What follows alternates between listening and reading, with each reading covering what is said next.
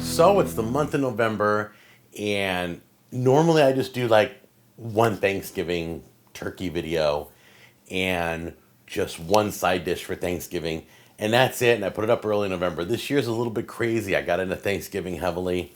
I don't know why, something happened, but basically I'm doing 3 different turkey videos. 3 different turkeys. I'm doing, after this video, after I show you how to make this special stuffing, I'm going to be doing a turkey cooked in parchment paper. I read about that, want to see if it works. A turkey cooked in a smoker, which was planned for this year from last year. I promised you guys I would smoke a turkey this year. And I'm doing a trash can turkey. Hopefully I won't light myself on fire, where we cook a turkey under a trash can. Those are the 3 turkey videos. I got a stuffing video. I probably have more Thanksgiving videos coming. So this is the month to start planning your menu for the big day. So come on in close. Here is your shrimp cornbread stuffing, and I'm really excited. It's got some different ingredients than I've ever put in my turkey stuffing. From what I heard, I looked at this recipe online, and it's kind of more of like a Southwest, a Texas style. It's got a little heat in it, and this recipe can also be used with blue cornbread. You want to make a blue version of this, but I'm using regular cornbread today. It looks like we got a lot of great ingredients in here. I've never done a stuffing with shrimp. I've never done a stuffing with serrano chiles. I've never done a stuffing with cilantro. I've done it with celery. We got butter, cornbread. I've done that. Carrots. I've done that.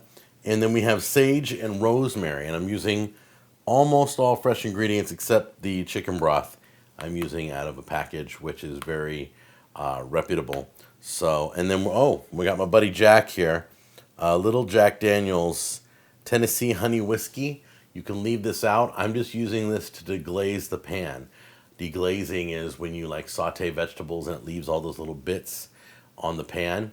Throw wine in, throw some alcohol in of some sort, and it removes all that off the bottom and gets it back into the food, all over the flavor and crispiness and all that goodness. So I'm going to use this just a little bit, and I'm going to cook this down so the alcohol will be gone by the time I'm done cooking.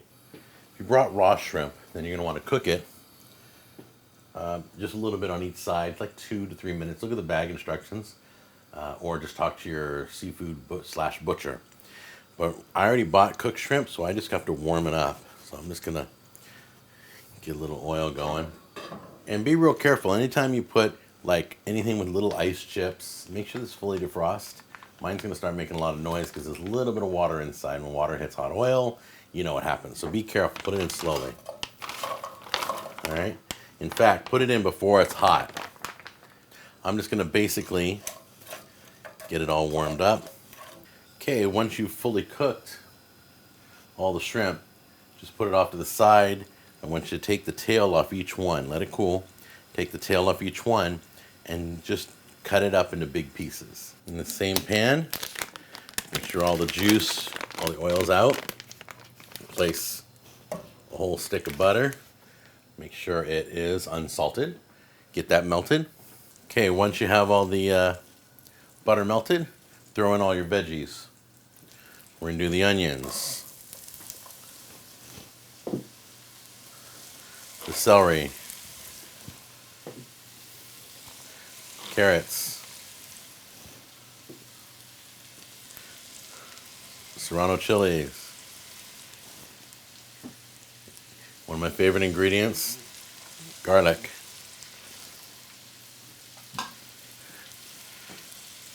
Put your flame on high. You're going to saute this 2 to 3 minutes. Once you've sauteed all the vegetables, go ahead and get your whiskey, your bourbon whiskey. I'm using honey Jack Daniel's. You're going to deglaze the pan. That's basically going to get all the goodness off the bottom. Cook this for about 1 more minute. See, right now, you can smell the alcohol. All the alcohol is burning off. There'll be no alcohol when I'm done. All right. Most of the liquid's gone. Turn the heat off. Place this over here. Take it off the burner.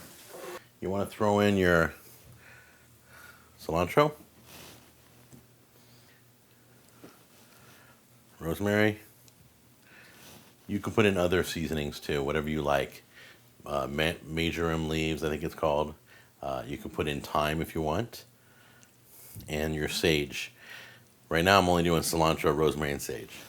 I'm going to mix that in. I'm going to bring in my Dutch oven, one of my favorite things in the kitchen. I'm going to throw everything together now. I'm going to put the shrimp pieces in and get this all topped in there. There we go. And I'm going to throw in cornbread. I'm going to try to incorporate this as much as possible. It's going to dry out, of course.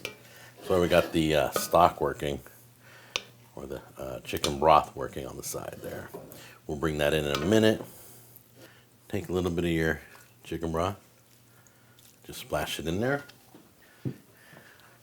and share that moisture. Not too much, just enough to get it to kind of hold together. Look at that. Can you see that? Isn't that beautiful? Mixture of seasoning and some seafood, and sweet cornbread. Wow. We got something good going here. Look, it's getting all clumpy now. If you feel like you need more, just throw a little more chicken broth in. I don't like it too wet, so I'm going to leave it like this. Wow. So everything's cooked. It's going to cook a little bit more inside the bird. We're going to stuff that in the turkey parchment episode. So there you go. That's it right there. Isn't that beautiful? All right. Now, join me on the next video where we put this in the turkey and we do parchment turkey.